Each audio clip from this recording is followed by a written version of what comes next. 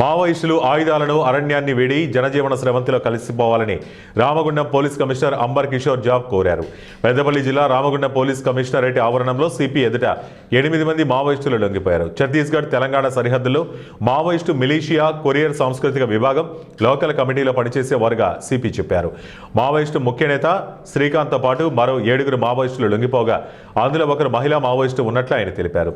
మావోయిస్టులు గన్ను దించి రాజ్యాంగాన్ని ఎత్తుకోవాలని సిపి సూచించారు. లొంగిపోవాలనుకునే మావోయిస్టులకు రక్షణ కల్పిస్తామన్నారు. లొంగిపోయిన మావోయిస్టులకు ప్రభుత్వం తరపున అందించే పునరావాసంతో పాటు పథకాలను వర్తింపజేస్తామన్నారు.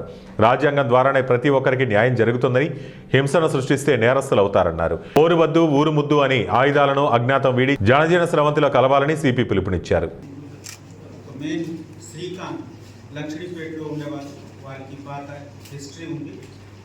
ఫాదర్ కూడా ఈ మూవ్మెంట్ భాగంగా ఉండేవారు. వారు 2018 నుంచి యూజీగా ఉండి పార్టీ రకరకాల పని చేశారు.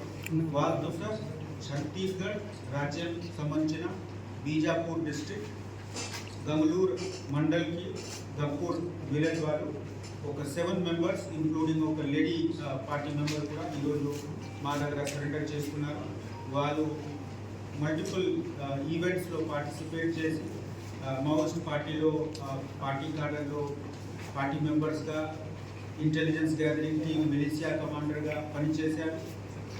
ఈరోజు మన రాజ్య ప్రభుత్వం ఇచ్చిన మంచి వెల్ఫేర్ స్కీమ్స్ చూసి మనకు ఉన్న రీహాబిలిటేషన్ ప్రోగ్రామ్స్ మీద నమ్మకం పెట్టి ఈరోజు మా దగ్గర వాళ్ళు అందరూ సరెండర్ చేసుకున్నారు. వాళ్ళకి రావాల్సిన బెనిఫిట్స్ అన్నీ వస్తాయి. ఇమీడియట్ రిలీఫ్ 25,000 రూపీస్ మేము అందరికీ హ్యాండ్ ఓవర్ చేస్తున్నాం.